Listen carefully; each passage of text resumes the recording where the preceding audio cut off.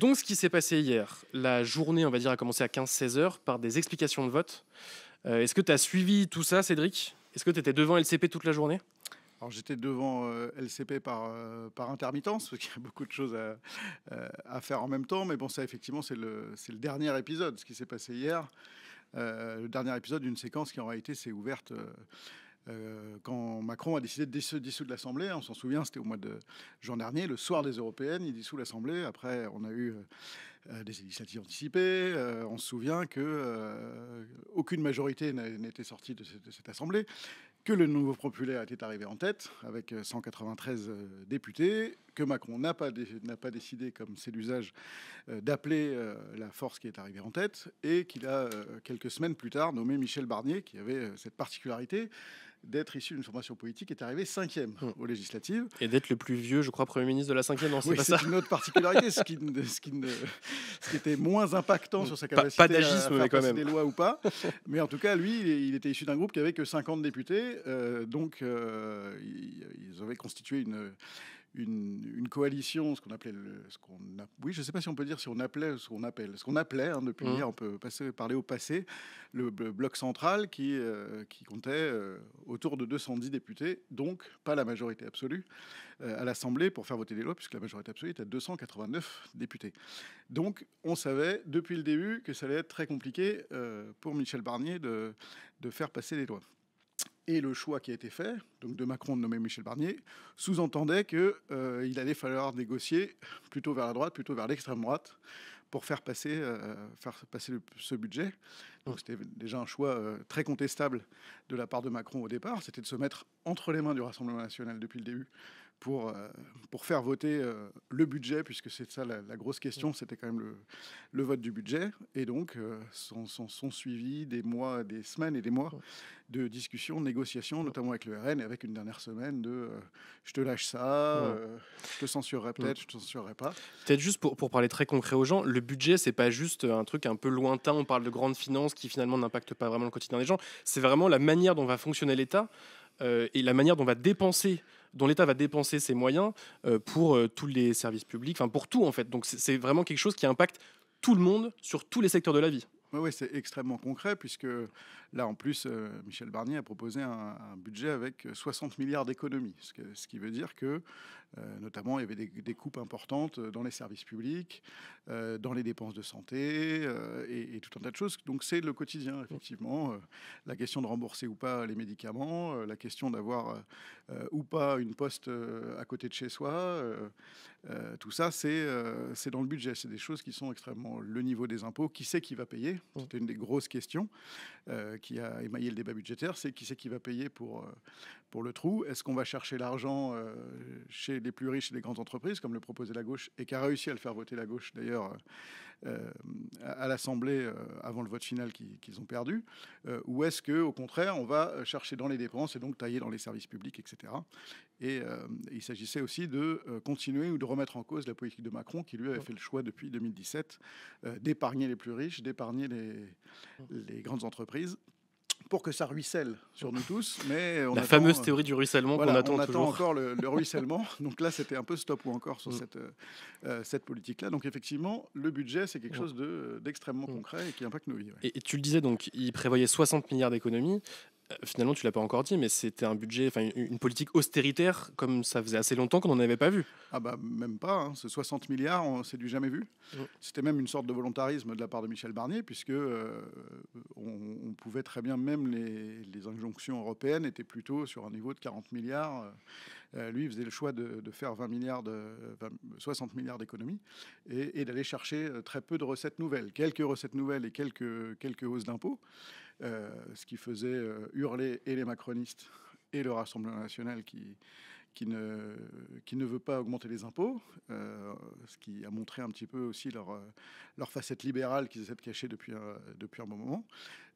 Donc effectivement, une politique austéritaire, ça veut dire que à notre échelle, à chacun d'entre nous, c'est des services publics en moins, c'est des prestations sociales en moins, c'est tout un tas de choses qui font que la France a un matelas social qui nous permet de vivre plus correctement en moins.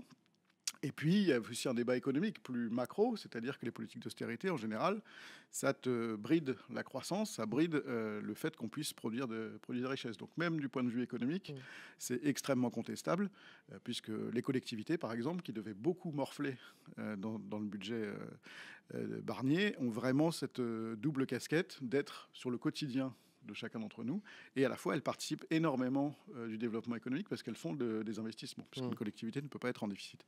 Donc il y avait ces débats-là très concrets et d'abord macroéconomiques aussi qui étaient en question. Et donc c'est là-dessus que ça s'est joué hier, un peu plus précisément, c'est sur le PLFSS. Alors oui, en fait, pour simplifier, il y a le budget de l'État, il y a le budget de la sécurité sociale, ce qui est aussi une particularité française, d'avoir toute une partie du budget qui concerne la santé, les retraites, voilà, la maladie, etc. Donc c'est sur ce budget-là que ça a chopé, puisque là aussi, il y avait de nombreuses coupes prévues sur les retraites, sur les médicaments, etc. Donc c'est là-dessus que ça a chopé. Même si en réalité il y avait le PLFSS et derrière le projet de loi finances qui est le budget de l'État lui-même, où le débat était à peu près le même, et on peut imaginer que quand bien même, d'ailleurs c'était une hypothèse qui était sur la table, que peut-être qu'il ne serait pas censuré pour le PLFSS, mais que il aurait du mal à passer le budget derrière. Il faut se souvenir d'ailleurs que là, donc tout ça c'est le débat budgétaire, c'est la raison pour laquelle Macron avait dissous, en tout cas l'excuse qu'il a donnée pour dissoudre, c'est de dire: en l'état actuel des choses, je pense que le budget aura du mal à passer cette année, donc je dissous. Et on a vu que c'est un succès retentissant sur l'adoption du budget. Et donc, PLFSS qui n'est pas voté, ils n'arrivent pas à trouver de compromis, donc 49.3. C'était quand le 49.3 ?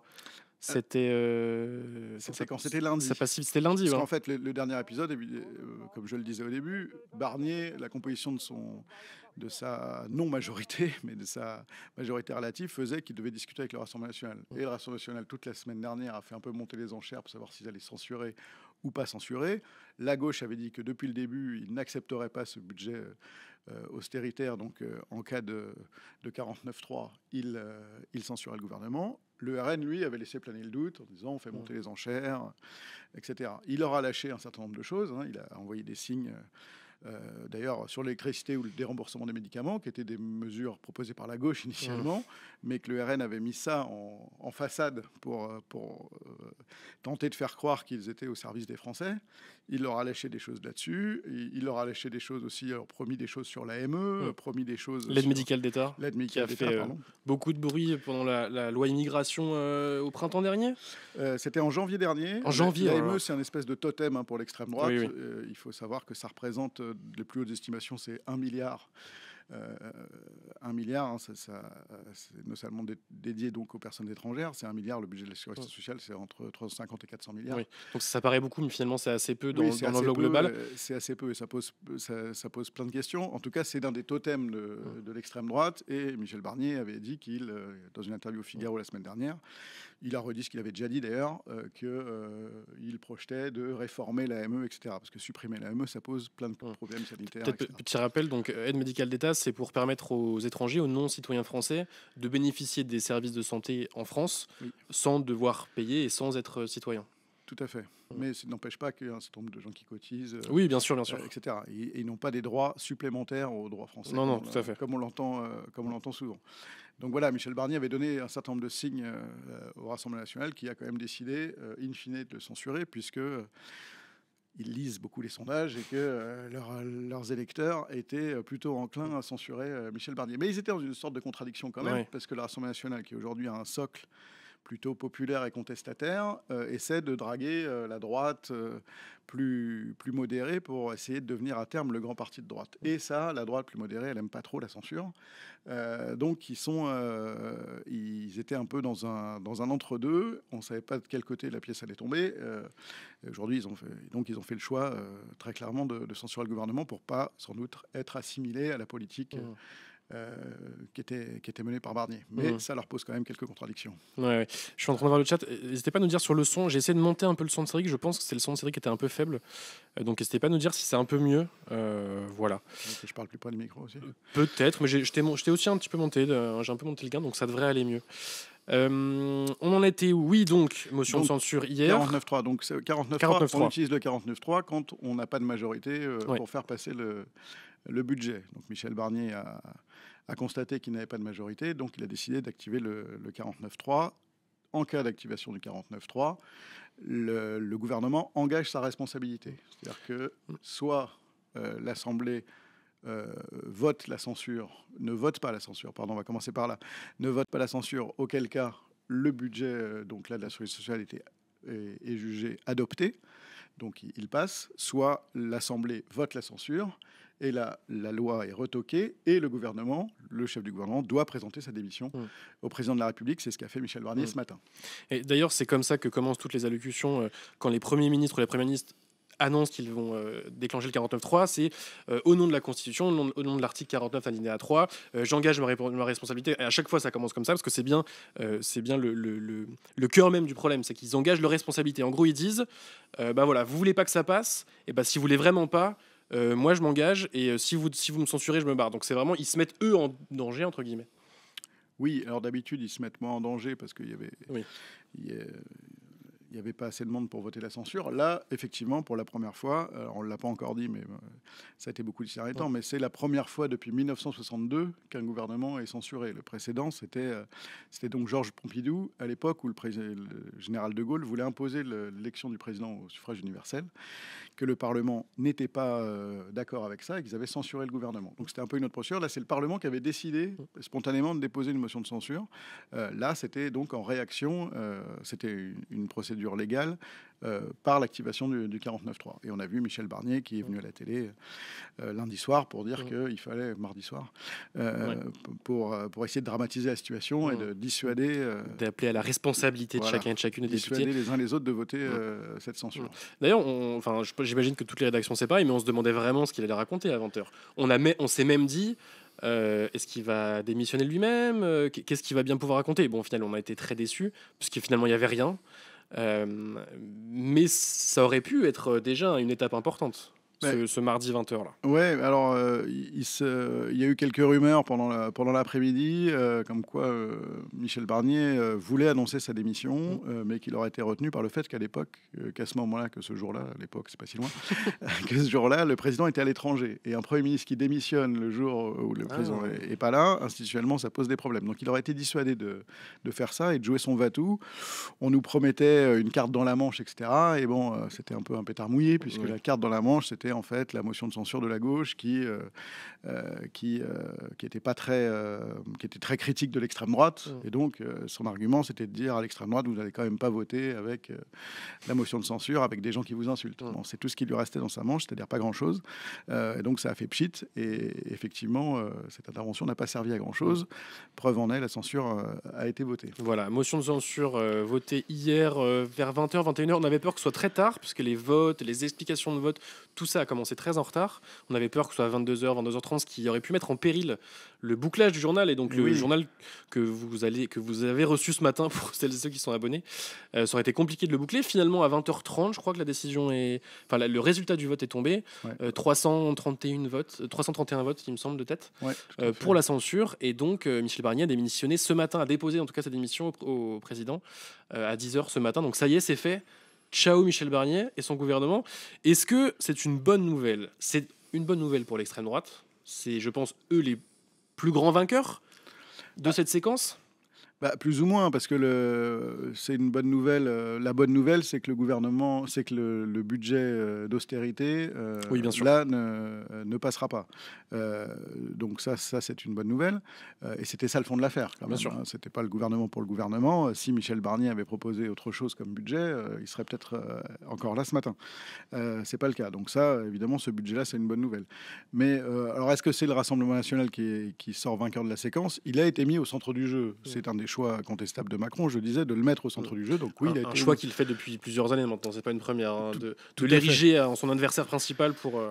Mettre de côté le reste. Ouais, tout à fait. Donc là, effectivement, il a joué ça. On a quand même vu apparaître aussi les contradictions du Rassemblement national, qui, je le disais tout à l'heure, sont un petit peu ont un vernis libéral derrière là. Enfin, ils ont un vernis social derrière lequel se cachent des politiques libérales. Et là, on a vu, par exemple, que ils étaient contre toute hausse d'impôts, qu'ils ont voté dans le budget, ils ont voté contre l'augmentation de la flat tax, qui est quand même, par exemple, l'impôt qui permet de limiter pour les actionnaires leur taxation, ce qui est vraiment, on parle là des gens qui sont très très très riches, qui gagnent beaucoup d'argent et qui spéculent toute la journée, hein, pour la faire courte. Et donc même ça, le Rassemblement national n'a pas voulu voter contre, alors que c'est un amendement proposé par le MoDem, donc c'était pas non plus Ces affreux gauchistes. ces affreux gauchistes du MoDem. Donc pour le débat budgétaire, on a quand même vu que le RN était en difficulté pour prouver son discours social. Ils ont refusé l'ISF, le SMIC à 1600 €, etc. Donc il y a eu ça pendant le budget, et donc je pense qu'il y a quand même un certain nombre de gens qui se sont aperçus que le RN c'était pas si évident que ça, et que leur politique sociale c'était pas évident que ça. En fin de séquence, effectivement, c'est eux qui appuyaient sur le bouton. Puisque la gauche avait dit qu'ils censureraient, c'est quand même la gauche qui a déposé la motion de censure, hein. Faut pas l'oublier. C'est eux qui faisaient monter les enchères. Donc, in fine, c'est eux qui ont appuyé sur le bouton. Donc, on peut dire qu'ils ont participé à la chute de Michel Barnier. Mais je pense que c'est un peu plus compliqué que ça dans la séquence pour eux. Mais c'est ma spéciale de poser des questions très simples et un peu bêtes pour te permettre de briller à côté de moi. Non, mais tu as raison. En plus, on a une mémoire de poisson rouge quand même, hein, dans les commentaires. Donc effectivement, là, ce que je raconte sur les votes du RN, c'était il y a un mois, etc. Aujourd'hui, on est dans une séquence, et donc c'est très bien de revenir dessus. Alors la suite maintenant, parce que c'est ça, je pense, qui intéresse beaucoup les gens. Et oui. Ces fameux 7 scénarios possibles, parce qu'on entend beaucoup de choses. On entend parler de destitution, de démission, quand le nouveau gouvernement, qui... J'ai entendu François Hollande Premier ministre, j'ai entendu tout. Donc il va falloir que tu nous éclaircisses un petit peu. François Hollande Premier ministre, est-ce que ça fait partie de tes scénarios Alors, ça peut faire partie d'un scénario. J'ai pas 7 noms, ça dépend des cas de figure. Bon, c'est assez peu probable, hein. François Hollande, pour tout un tas de raisons que je vais pas développer là parce qu'on n'a qu'une demi-heure et qu'il reste 10 minutes. Non, le premier scénario crédible, c'est qu'il annonce un nouveau Premier ministre de droite, un peu dans la filiation de Barnier. Bon, là, il peut y avoir un petit recentrage. Là, l'hypothèse principale, à l'heure où nous parlons, même si je ne mettrai pas ma chemise dessus parce que les choses vont très vite, elles bougent beaucoup.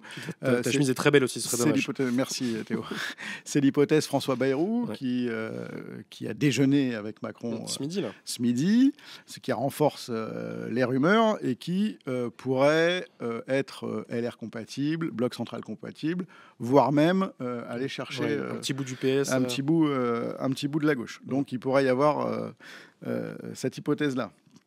Il peut aussi annoncer un Premier ministre technocrate, c'est-à-dire... C'est ce qu'on nous dit dans le chat, on entend peu la solution d'un gouvernement technique d'ici juin pour les affaires courantes. Alors, oui, on l'entend peu, mais c'est une des hypothèses. Si le mécano politique marche pas, il pourrait être tenté de dire gouvernement technique. Alors, il faut savoir qu'un gouvernement technique, en fait, ça n'existe pas. Oui, c'est ce que j'allais te demander, c'est quoi un gouvernement technique? Un gouvernement technique, c'est de dire, je nomme, par exemple, le président de la Banque de France comme étant Premier ministre, il appartient pas à tel parti, donc il va gérer les affaires courantes et gérer en bon père de famille. Évidemment, ça n'existe pas, puisqu'il aura une feuille de route et il va proposer des options politiques de toute façon, même si elles seront couvertes sous le sceau du technique. Et si le technique, c'est de répondre aux 60 milliards d'économies et à la baisse du déficit dans les mêmes objectifs que le gouvernement Barnier, on aura le même résultat. Donc, le gouvernement technique, et d'ailleurs on a un exemple en Italie, hein, ils ont fait ça, et c'est Giorgia Meloni qui est arrivée au pouvoir juste derrière. Mais tu vois, tu dis que ce serait le même résultat que le gouvernement Barnier, mais une autre personnalité issue de la droite, ce serait aussi le même résultat. Qui c'est qui nous dit j'ai perdu la question. Mais quelle est l'utilité de renommer un ministre du même genre? C'est juste pour gagner du temps? Alors, du même genre, c'est pour ça que ça sera sans doute pas quelqu'un du même genre que Barnier. Ça sera, si c'est Bayrou, c'est autre chose. Il a un autre profil, un peu plus large que Barnier. Lui, il est issu du MoDem, qui est une des composantes de la Macronie. Donc, ça recentre un petit peu ça recentre, et ça aurait pour pour avantage de chercher une autre position dans l'Assemblée, d'essayer de gratter un peu à gauche. Bayrou a aussi une autre assise dans l'opinion que ne pouvait l'avoir Barnier. Depuis le temps qu'on le voit, depuis le temps qu'il attend ça, est-ce que ce serait pas son moment? Je sais pas si c'est son moment, parce que franchement, attendre ça pendant 20 ans pour se retrouver dans cette situation-là, je pense que c'est peut-être ce qu'il fait hésiter, là, le monsieur, à l'heure où nous parlons. Donc ça, c'est pas sûr. Donc ça serait pas tout à fait le même mécano. Il paraît peu probable qu'il nomme la même chose. Il y a un autre profil qui ressemble un peu à celui de Michel Barnier, c'est le Cornu.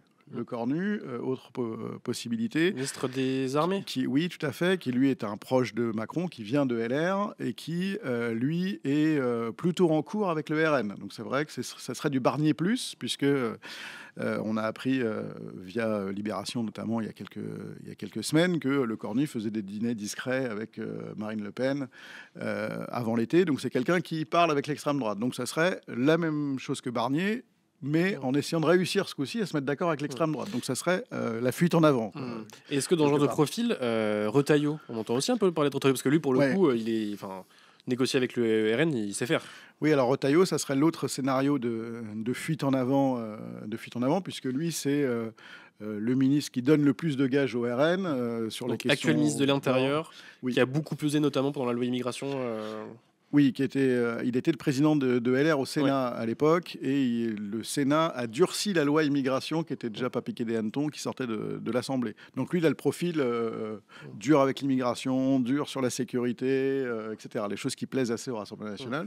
Donc effectivement, là, ça serait très clairement, ça serait plus qu'un clin d'œil, là, ça serait presque une alliance avec le Rassemblement national. Mais ça aurait un inconvénient, c'est que dans la Macronie, tout le monde n'est pas d'accord pour aller faire bisous avec l'extrême droite de manière aussi visible. Donc il risque, alors c'est sûr, de ne pas récupérer quelques voix au PS, et en plus de se couper une partie des voix du bloc central. Voilà, donc ça exclurait toute discussion avec la gauche si Retailleau était Premier ministre, ça c'est sûr.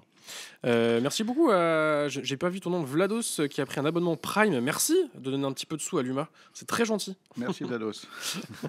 Vas-y, continue. Ouais, alors si après on continue un petit peu les scénarios, il pourrait y avoir un scénario où il nous annonce ce soir, troisième scénario, qui dit... je pense que j'ai nommé un Premier ministre de droite, ça n'a pas marché, donc je demande, on va travailler avec les options de la gauche, quelque chose de flou. Il peut nous faire quelque chose de flou sans annoncer de nom et dire je vais travailler dans cet esprit-là. Bon, donc là, il y a Lucie Castet qui... Hop, coucou. Alors là, ça serait pas l'hypothèse Lucie Castet, parce que Lucie Castet, c'est l'hypothèse, c'est plutôt base NFP, et après on discute avec... C'est encore un peu trop à gauche. Là, ça serait l'hypothèse, je vous raconte quelque chose, je vais regarder de ce côté-là, donc on serait plutôt dans une sensation Cazeneuve, quoi, si tu veux comprendre. La sensation Cazeneuve. Voilà, oui, je sais que c'est pas toujours des mots qui vont bien ensemble, mais on serait plutôt dans cette odeur-là. Ou alors, il va, hypothèse 4, carrément, il propose un nom pour ouvrir le bloc central à gauche, et il propose un nom de gauche. Là aussi, ça peut être Cazeneuve, en disant, notamment avec un gros clin d'œil aux socialistes, pour dire, voilà, il y a un ancien de chez vous, donc rejoignez la majorité, et essayez de constituer une majorité qui aille du Parti socialiste jusqu'à LR. C'est des choses qui traînent un peu... Parce que, je te coupe, mais dans cette hypothèse-là, il y a quand même peu de chances que... est-ce que ça va pas fracturer le NFP? C'est l'intérêt, mon cher Théo. Oui, bien sûr. Et parce que j'imagine mal ni le PCF, ni les Insoumis, ni les Verts se ranger derrière Cazeneuve. Non, c'est assez peu probable, même si aujourd'hui on voit que à gauche le discours a un petit peu bougé par rapport au mois de juillet, que ce soit Marine Tondelier, que ce soit là il y a une lettre qui est tombée il y a 3 quarts d'heure de Olivier Faure et Boris Vallaud, qui est le président des socialistes à l'Assemblée, et Patrick Kanner, qui est le président des socialistes au Sénat, qui demandent au président de recevoir tous les chefs de parti de l'arc républicain, c'est-à-dire tout le monde en dehors du RN, pour voir comment... En dehors du RN, et donc avec les Insoumis, les socialistes considèrent que les Insoumis font partie de l'arc républicain. Ils disent de l'arc républicain pour voir ce qu'on peut faire. Donc ça, c'est un scénario. On a Duflot qui dit il faut réunir tout le monde, sauf le RN et les Insoumis. Oui. dit Cécile aujourd'hui. Donc voilà, donc là, c'est clairement une partie de la gauche et pas l'autre. C'est ce que dit Braun-Pivet un peu ce matin Oui, bien sûr. aussi. Il faut exclure Il y a le le RN d'un côté. présidente de l'Assemblée nationale. Oui, pardon. Et fais la les fille de sous-titres en l'autre même côté. Donc il y a un peu tout ça qui... il y a le Parti communiste aussi qui dit qu'il faut, à partir de mesures identifiées à gauche, sur les retraites, l'indexation des salaires, etc., il faut essayer de se mettre d'accord plus largement que le NFP pour essayer de faire passer ces mesures-là. Donc il y a différentes discussions qui sont pour...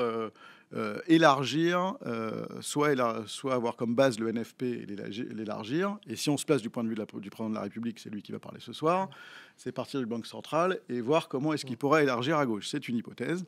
Et ce qui aurait comme avantage, effectivement, pour lui, d'essayer de fracturer le NFP et de faire en sorte que cette coalition électorale qui est quand même arrivée en tête se retrouve en difficulté si jamais il y avait d'autres élections.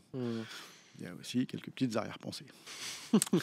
Cécile Duflot qui a dit ça. Cécile Duflot a dit faut réunir tout le monde sauf les insoumis à l'ERN. Voilà, c'est ça. Elle dit des écologistes au LR pour un pacte climat et social. Donc elle inclut le PCF aussi dedans. Alors, c'est ambigu. J'ai pas vu le détail de ce qu'elle dit, mais je pense que le PCF ne lui pose pas trop de problèmes. Oui. Oui, on va pas se mentir. Le débat à gauche, il est sur insoumis, pas insoumis. Oui, bien sûr. C'est ça le point de cristallisation. Les insoumis, eux, pour le coup, sont toujours, pour que ça soit clair pour tout le monde, sur le NFP et non pas le programme et tout le programme, comme on nous l'a beaucoup répété. C'est ce qu'a dit Jean-Luc Mélenchon au mois de juin, mais depuis, ils ont un peu évolué sur la base, c'est le programme du NFP, et on essaye de faire voter texte par texte. C'est ce que dit un peu Lucie Castet de manière un peu plus poussée, de partir du programme du NFP et d'essayer de... C'est ce qui a été redit hier. Alors, j'ai pas suivi toutes les déclarations, tous les discours des différents représentants de partis à l'Assemblée, mais je crois que c'est Boris Vallaud et il me semble aussi, comment s'appelle, Cyril Châtelain, qui reprenait ça, qui disait dire... Le programme du NFP, tout le programme du NFP, c'est une fake news. Nous, on est prêts à faire des compromis et c'est pour ça qu'en fait que ça n'a pas marché. C'est parce que vous n'avez pas été prêts à faire des compromis, vous n'avez pas été prêts à discuter avec nous. Oui, tout à fait, parce qu'en plus, je le disais tout à l'heure, Michel Barnier a lâché des choses au RN, alors qu'en fait, c'était des choses proposées par la gauche, et il n'a jamais discuté avec la gauche. Jérôme Guedj, hier, qui s'occupait du budget pour les socialistes, disait qu'il n'a jamais eu un coup de fil de Matignon pour essayer de discuter avec les socialistes ou avec des gens de gauche pour savoir ce qui pourrait passer dans le budget. L'option était clairement de l'autre côté. Cédric, il ne nous reste pas beaucoup de temps. Combien d'hypothèses il te reste ? Alors, il me reste 3 hypothèses qui sont les moins probables. Les moins probables. Il y a l'hypothèse où il n'a pas de solution et il fait gagner du temps, puisque il faut le savoir, on a découvert un peu toutes les subtilités de la Constitution ces derniers mois. C'est qu'en fait, rien n'oblige le président à nommer un gouvernement dans quelque délai que ce soit. Il n'y a pas de date limite. Il n'y a pas de date limite. Donc, un gouvernement qui gérerait les affaires courantes, c'est-à-dire le gouvernement actuel démissionnaire, comme on l'a vécu tout cet été, ça pourrait durer, soyons fous, jusqu'à 2027. Constitutionnellement, c'est possible. Donc, il peut décider de faire ça. Ça poserait tout un tas de problèmes, mais il pourrait faire ça. Après, il y a l'hypothèse encore moins probable qui est qu'il assume une alliance avec le RN, qui disent... voilà, donc là, on pourrait revenir sur l'hypothèse Retailleau avec un gouvernement vraiment très... Il va pas aller quand même jusqu'à nommer quelqu'un d'extrême droite. Ça paraît impossible, parce que il n'y aura aucune capacité de rassemblement de RN. Il faut quand même que ça vienne du bloc central avec quelque chose qui soit compatible avec le RN. Mais ça déjà, c'est déjà pas très probable qu'il fasse quelque chose d'assumé avec le RN. Il peut faire des trucs en scred comme ils l'ont fait plus ou moins ces derniers mois. C'était quand même pas très discret, mais pas directement. Et puis la dernière hypothèse qui n'est pas la plus probable, c'est ce qu'on pourrait appeler l'hypothèse de la surdramatisation. Il dit le pays est dans le chaos, etc. Et j'active l'article 16. Justement, on en parlait dans le chat, là, je voyais les articles 16. Voilà, qui lui permettrait de se substituer au Parlement pour faire voter un certain nombre de lois, dont le budget. Et donc, il pourra activer ça, mais ça a une durée limitée. Et bon, normalement, dans la Constitution, c'est prévu vraiment dans les cas extrêmes. Donc, il est assez peu probable qu'on en soit encore là. C'est vrai que je te propose, pour conclure cette petite partie actu politique, c'est que tu nous résumes ces 7 hypothèses, une par une, en 2 phrases. Ça, c'est un exercice. Hypothèse numéro 1. Il annonce un Premier ministre de droite, soit type Michel Barnier, soit Bayrou.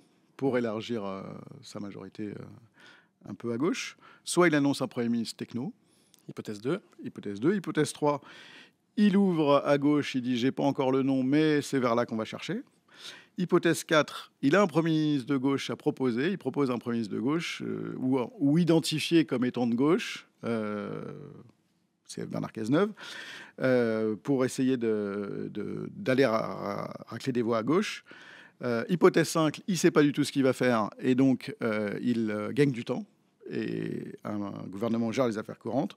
Hypothèse 6, il fait une cohabitation assumée avec le Rassemblement national, hypothèse très minoritaire aujourd'hui. Et hypothèse 7, carrément, il active l'article 16 pour se substituer au Parlement et faire voter le budget et d'autres lois éventuelles.